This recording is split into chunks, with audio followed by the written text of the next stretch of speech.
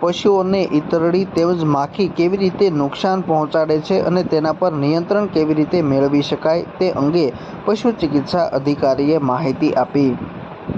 હાલના સમયમાં પશુપાલનનો વ્યવસાય દિવસે ને દિવસે વ્યાપક બની રહ્યો છે। પશુપાલનના વ્યવસાય થકી લોકો સારું દૂધ ઉત્પાદન મેળવી લાખો રૂપિયાની કમાણી પણ કરી રહ્યા છે,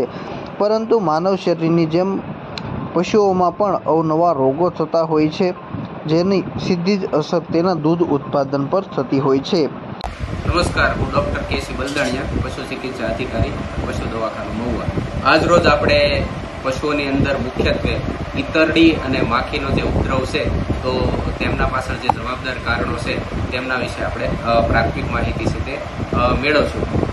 ખાસ કરીને ચોમાસાની ઋતુની અંદર માખીનો જે ઉપદ્રવ છે તે ખાસ કરીને વધતો હોય છે અને મુખ્યત્વે પશુઓની અંદર જે ઈતરડી છે તેનું પ્રમાણ પણ કહેવાય ને કે આવા ગરમીના સમયમાં અથવા તો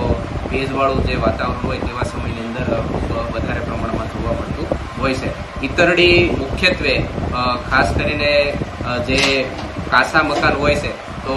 તેમની જે દિવાલો છે તેમની તિરાડોની અંદર હજારોની સંખ્યામાં ઈંડા મૂકતી હોય છે અને આવા ઈંડા છે તેમાંથી ધીરે ધીરે ઈયળો બહાર આવે અને એમાંથી જે પુખ્ત ઈતરડી છે તે પશુઓના શરીર ઉપર ચડે છે અને આપણા કિંમતી પશુઓને વિવિધ જે એનાપ્લાઝમા છે, બબેસિયા છે, થાઇલેરિયા છે, આ બધા જ રોગોના ફેલાવા માટે અને કિંમતી પશુઓને નુકસાનકારક હોય છે। તો આવી ઈતરડીઓના નિયંત્રણ માટે ખાસ કરીને કહેવાય ને કે સમયાંતરે દવાનો છંટકાવ કરવામાં આવે અને દવાના છંટકાવ કરતી વખતે પણ ખાસ ધ્યાન રાખવું કે સમયાંતરે દવા છે તે પણ અલગ અલગ પ્રકારની દવા છે તેમનો યુઝ કરવાથી આ ઈતરડી છે તેમનું નિયંત્રણ કરી શકાય છે। માખીના ઉપદ્રવમાં ખાસ કરીને આપણું જે કિંમતી પશુ છે તો તેમને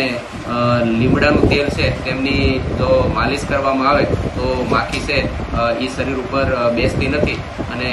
આપણા કિંમતી પશુને રોગોથી બચાવી શકાય છે। ઈતરડીમાં ખાસ કરીને જ્યારે ઈતરડી થતી હોય છે તો જ્યારે નવું બહારથી આપણે પશુ ખરીદીને લાવીએ તો તેના શરીર ઉપર જો ઈતરડી હોય તો તેમને દૂર કરવી જોઈએ, જેથી કરીને આપણા ઘરે જો નવું પશુ આવે તો તેમને ઈતરડીનો ઉપદ્રવ છે તે થતો અટકાવી શકાય છે। કાચા મકાનો છે તે તો તેમને પ્લાસ્ટર કરાવવાનું અથવા તો નીચેની જે માટી છે તેમને પણ સમયાંતરે ચેન્જ કરવાથી ઈતરડીનો ઉપદ્રવ છે તે ખાસ કરીને ઘટાડી શકાય છે। દવાના છંટકાવ કરતી વખતે પણ જે દિવાલની તિરાડો છે, નીચેની જમીન છે તેમાં એમનો છંટકાવ કરી અને આમનું નિયંત્રણ છે તે કરી શકાય છે। આમ છતાં જો તેમનો ઉપદ્રવ વધારે પડતો હોય તો નજીકના પશુ ચિકિત્સા અધિકારી છે તેમનો સંપર્ક કરી અને તેમની પાસેથી માહિતી મેળવી અને ચોક્કસથી આપણા કિંમતી પશુઓ છે તેમને બચાવી શકાય।